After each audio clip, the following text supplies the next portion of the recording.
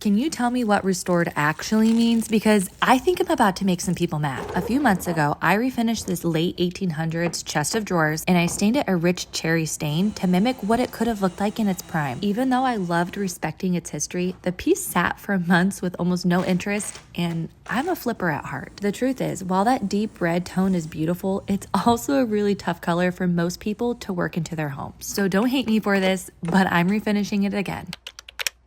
This time around, I'm gonna redo it as though it's something I would want to buy. A lot of people will tell you to never use a carbide scraper, but honestly, I'm 50-50 on that. I've been called an idiot and that I wreck antiques and some other choice words. Truth is, I'll only use one if I've softened the finish first. But you don't want to use one dry, because then that puts you at a higher risk of causing damage. After getting rid of that main finish, I sanded the rest of Cliffy away. I didn't want to add a new stain, so instead I'm going in with a grain sealer, which is basically a thin shellac. If you're a wood lover, you need to start using this because it wakes up the grain and it really lets that natural color come through. And what you're looking at right now is old growth cherry. It's kind of wild to think about how old that tree was before it was turned into this dresser. Now, like many antique pieces, this was built with primary and secondary woods, meaning the main body is cherry, but some areas are poplar. To match that, I had to make a homemade toner just to blend everything together, and I brushed it on to give it a little bit more character. On all my pieces, I like to add an oil-based top coat because it does add extra durability compared to a water base. And once that dries, I go ahead and do a wet sanding to make sure it's butter smooth. If you've never tried wet sanding, I highly encourage you to try it because it makes a difference to the overall quality. For hardware, I found these poles that feel right at home with the era and conveniently cover up the big toe size holes. I am a little sad to see the wood knobs go, but I think these will snazz it right up. I re-glued the trim piece and I nailed it tight and went back with wax sticks to fill any of the holes. I always like to add a design or a color on the inside, especially if the whole piece is a wood finish, and I fell in love with this pattern. On my first makeover of this piece, I kept all the interior wood and